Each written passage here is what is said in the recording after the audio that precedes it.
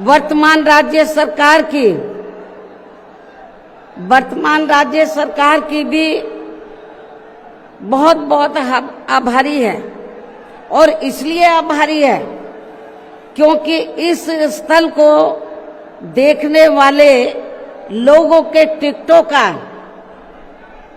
इकट्ठा हुआ पैसा पूर्व की रही सपा सरकार की तरह वर्तमान भाजपा की राज्य सरकार ने इसे दबाकर नहीं रखा है। तो इसका मतलब यह है कि अंदरूनी सांठगांठ अभी जारी है। पार्टी के आग्रह करने पर इसकी मरम्मत करने पर पूरा खर्च किया है।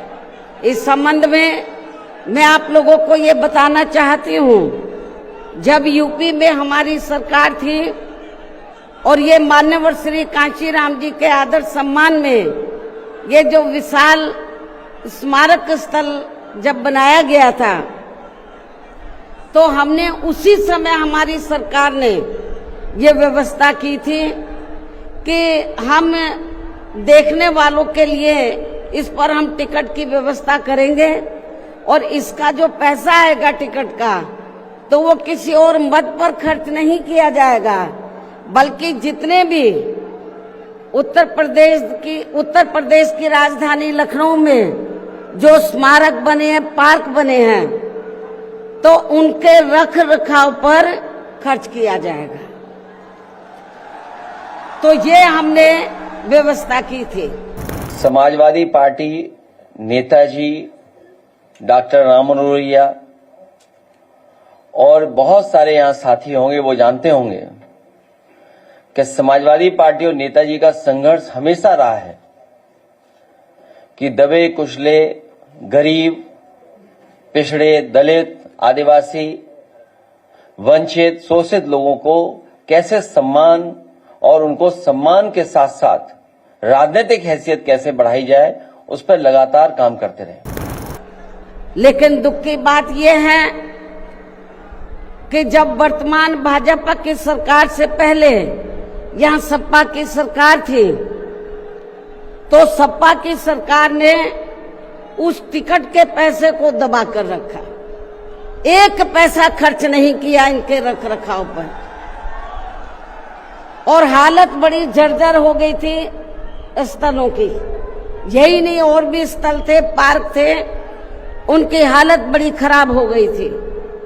तो तब मैंने उत्तर प्रदेश के मुख्यमंत्री जी को ये कहा, लिखित चिट्ठी के जरिए उनसे रिक्वेस्ट किया कि हम आपसे ये नहीं कहते कि दूसरे मद का पैसा आप इनके रख रखाव पर लगाओ, तो जो देखने वालों का टिकटों का पैसा काफी बड़ी तादाद में इकट्ठा हो गया है गवर्नमेंट के पास, उस पैसे को इनके रख रखाव पर लगाया जाए।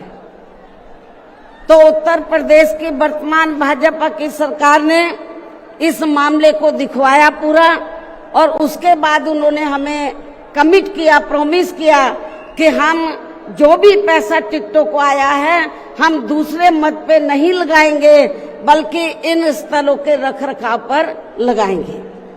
उन्होंने ये लगाया, इसलिए हमारी पार्टी उनकी आभारी है। लेकिन वहीं दूसरी तरफ समाजवादी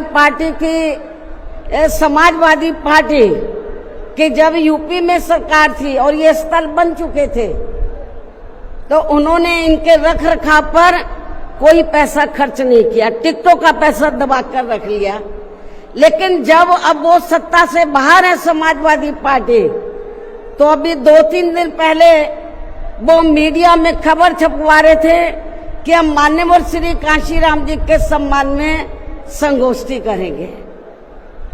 लेकिन जब वो सरकार में रहते हैं तो ना उन्हें पीडीए याद आता है और ना मान्यवर श्री कांशीराम जी की जयंती और ना ही पुण्यतिथि उनको याद आती है सरकार में रहकर।